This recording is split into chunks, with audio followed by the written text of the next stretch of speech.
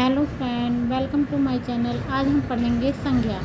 सबसे पहले जान लेते हैं हम संज्ञा की डेफिनेशन। वे शब्द जो किसी व्यक्ति, वस्तु, स्थान के नाम, जाति, समूह और भाव का बोध कराते हैं संज्ञा कहलाते हैं। साधारण शब्दों में ऐसे भी कह सकते हैं, किसी व्यक्ति, वस्तु, स्थान, भाव आदि के नाम को संज्ञा कहते हैं। सबसे पहले देखिए, फिर जान लेते हैं संज्ञा के भेद। मुख्य रूप से संज्ञा के 3 भेद होते हैं: व्यक्तिवाचक संज्ञा, जातिवाचक संज्ञा और भाववाचक संज्ञा। अधिकतर इन्हीं से हमारे यूपी टेट में, सी टेट में क्वेश्चन बन जाते हैं संज्ञा से। सबसे पहले देखेंगे व्यक्तिवाचक संज्ञा।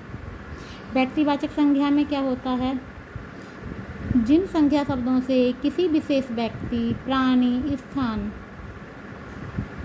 या वस्तु का बोध होता है, यानी किसी विशेष, उसका नाम होना चाहिए, चाहे वो व्यक्ति हो, चाहे वो स्थान हो, चाहे वो प्राणी हो, चाहे वो कोई वस्तु हो, तो हम उसे व्यक्तिवाचक संज्ञा कहते हैं। जैसे अन्ना हजारे। अन्ना हजारे एक नाम है।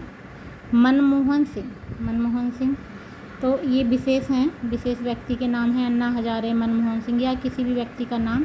ताजमहल, लाल किला, गढ़मुक्तेश्वर ये स्थान का नाम है। हिमालय ये एक पर्वत का नाम है।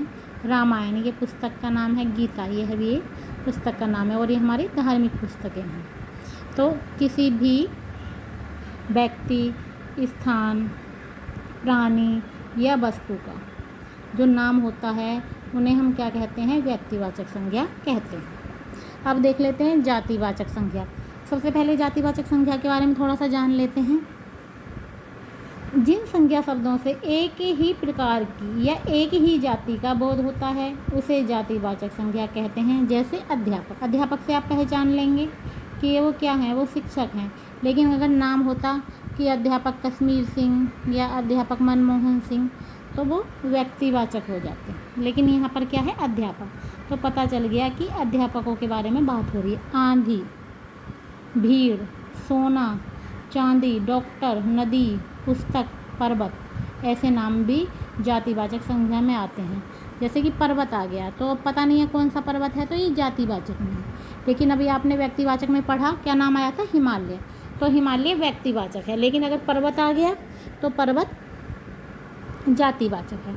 ऐसे ही पुस्तक आ गया तो वो क्या है? जातिवाचक है। लेकिन रामायण क्या है? रामायण व्यक्तिवाचक है। डॉक्टर, अब पता नहीं है कौन से डॉक्टर की बात हो रही है, तो इसलिए डॉक्टर जातिवाचक है। दास, किस दास की बात हो रही है? तो जातिवाचक है, पता नहीं है। दानव जातिवाचक है। फूल, अब पता नहीं है फूल कौन सा, लेकिन अगर ये होता कि कमल, तो कमल हो जाता व्यक्तिवाचक। पशु, अब पशु की बात हो रही है, लेकिन पता नहीं है किस पशु की हो रही है, इसीलिए ये हो जाएगा जातिवाचक। अब देख लेते हैं भाववाचक। भाववाचक में क्या होता है? जिन संज्ञा शब्दों से किसी पदार्थ के गुण, किसी पदार्थ के क्या गुण, दोष, अवस्था आदि का ज्ञान होता है, उन्हें हम भाववाचक संज्ञा कहते हैं। उनसे हमें गुण पता चलता है, दोष पता चलती है, अवस्था पता चलती है। गुण क्या होते हैं? जैसे गुण क्या होते हैं?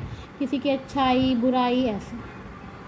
अवस्था क्या होती है? जैसे बाल्यावस्था हो गई, वृद्धावस्था हो गई, ठीक है, बचपन हो गया हमारा, तो वो हमारी अवस्था हो जाती है। अब देख लेते हैं भाववाचक संज्ञा के कुछ शब्द। बाल्यावस्था, तो बाल्यावस्था में क्या है? तो ये भाव है, ये भी, तो ये हो जाएगा हमारा भाववाचक। गरीबी भाववाचक संज्ञा है। अमीरी भी भाववाचक संज्ञा है। जैसे गरीबी ऐसे ही अमीरी। मिठास हमारे भाववाचक संज्ञा है, और मिठास, खटास ऐसे भी याद रख सकते हैं। अच्छाई, बुराई। सुंदरता भाववाचक संज्ञा है। लोभ भी हमारा भाववाचक संज्ञा है। और प्रेम, देखिए लोभ, प्रेम, घृणा ये सब क्या है? ये सब भाव हैं, इसीलिए इन सबको क्या कहा जाएगा? इन सबको कहा जाएगा भाववाचक संज्ञा। जैसे मोह, प्रेम, ईर्ष्या, अहंकार, क्रोध, ये सब भाव हैं मन के, तो इसीलिए इनको भाववाचक संज्ञा में रखा जाएगा। तो इस प्रकार से आप पहचान लेंगे कि व्यक्तिवाचक संज्ञा किन शब्दों में है, जातिवाचक किन में, और भाववाचक कहाँ पर है। धन्यवाद। अगर आपको ये प्रयास अच्छा लगा हो तो प्लीज़ चैनल को सब्सक्राइब कीजिए, वीडियो को लाइक कीजिए। मेरे पास सभी साधन नहीं है, लेकिन मैं फिर भी प्रयास करती हूँ कि मैं अपनी तरफ से थोड़ा सा ज्ञान बांट सकूँ। धन्यवाद।